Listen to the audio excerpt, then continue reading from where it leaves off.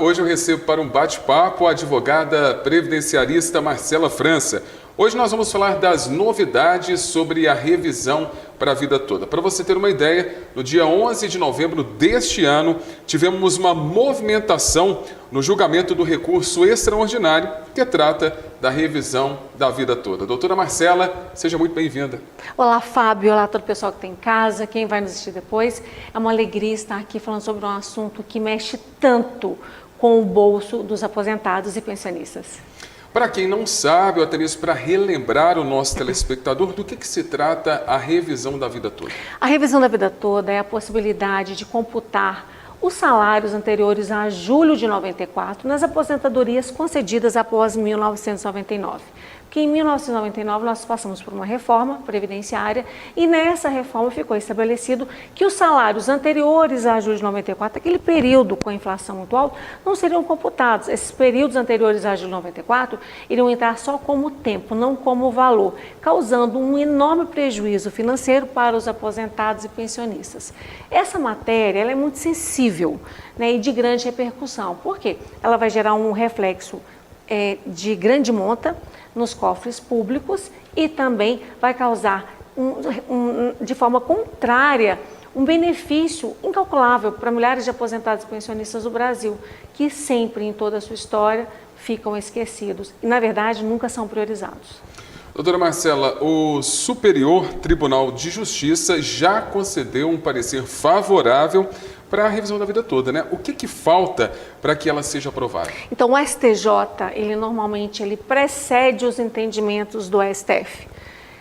Contrário foi o que ocorreu na época da desaposentação. Mas, enfim, o tema 999 do STJ trata da possibilidade da revisão da vida toda, afirmando ela ser possível de ser aplicada, possível de ser concedida para todos os aposentados e pensionistas que aposentaram há menos de 10 anos. É possível rever quem aposentou há mais de 10 anos? Depende. Cada caso é um caso. Mas o STJ ele precede o entendimento do STF, mas o STF já é outro patamar.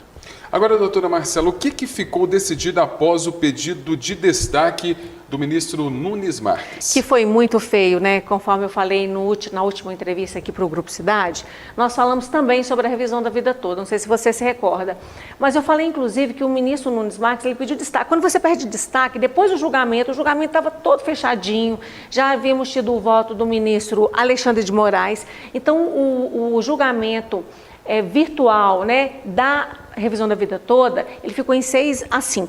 Então, ok para a revisão da vida toda. O ministro Nunes Marques pediu destaque, o pedido de destaque dele é como se fosse um pedido de vistas. Era para quê? Para que a revisão da vida toda passasse por um novo julgamento no plenário presencial do STF. Com isso, o que iria acontecer? Todos os votos, todo o trabalho que foi feito, eles seriam o quê? Seriam anulados. Então, o problema, na verdade, da revisão da vida toda foi esse pedido de destaque do ministro Nunes Marques. Então, qual que seria o próximo passo, doutora? Está todo mundo curioso. Está todo mundo curioso, né? O que aconteceu? A gente está com essa movimentação, por quê? A partir do momento que você pede o destaque, seria cancelado o julgamento. E o nosso antigo ministro, que votou de forma favorável pela revisão da vida toda, quem que era? Marco Aurélio.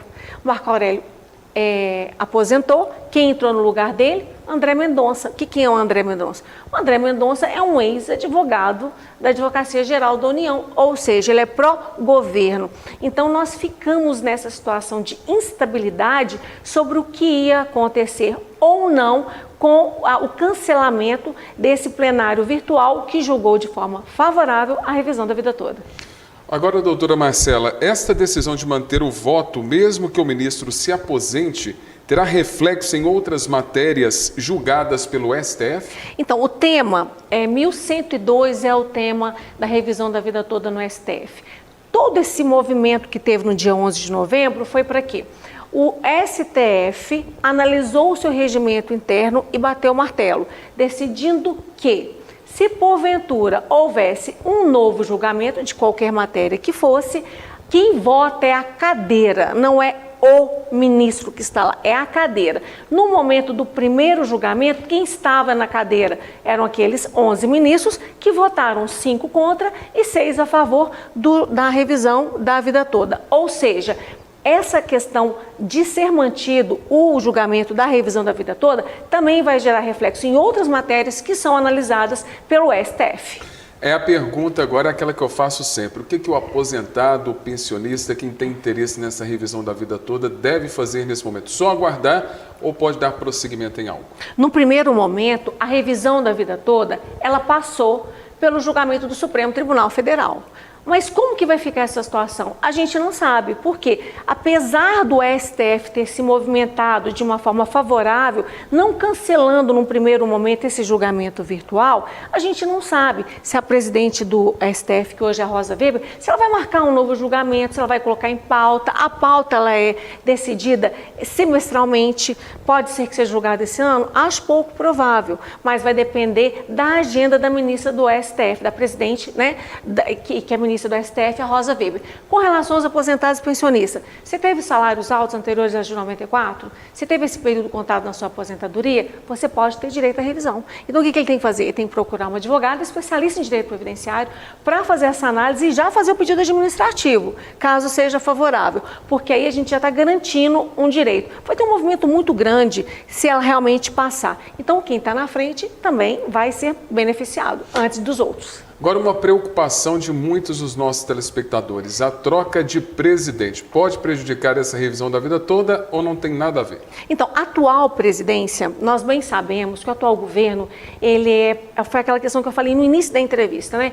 Eles não olham os aposentados e pensionistas com os olhos sensíveis que eles precisam ser olhados, né? Então, o próximo governo, o próximo presidente, ele tem uma visão mais sensível com relação aos aposentados e pensionistas. Eu acredito que, havendo ou não uma mudança, tendo essa mudança na presidência, não vai interferir. Por quê? A interferência já ocorreu no julgamento essa movimentação no dia 11 de novembro, onde já ficou de forma favorável que vão ser mantidos os votos dos ministros, mesmo aqueles que aposentaram, porque ano que vem mais 2 vão aposentar. Então, vão ser mantidos. Eu acredito que sim, que a revisão da vida toda tem grandes chances de passar. Nossa, eu estou muito esperançosa. Acho que todos os nossos telespectadores, né, que têm direito a isso, estão aguardando ansiosos. Eu espero poder recebê-la mais vezes aqui para a gente falar sobre esse assunto e trazer essa boa notícia, que passou e que já pode procurá-la. Tomara, né? Nós vamos contar que em 2023 a gente tem esse presente para os aposentados e pensionistas de todo o Brasil. De quem já aposentou e de quem está para aposentar. Tem isso também.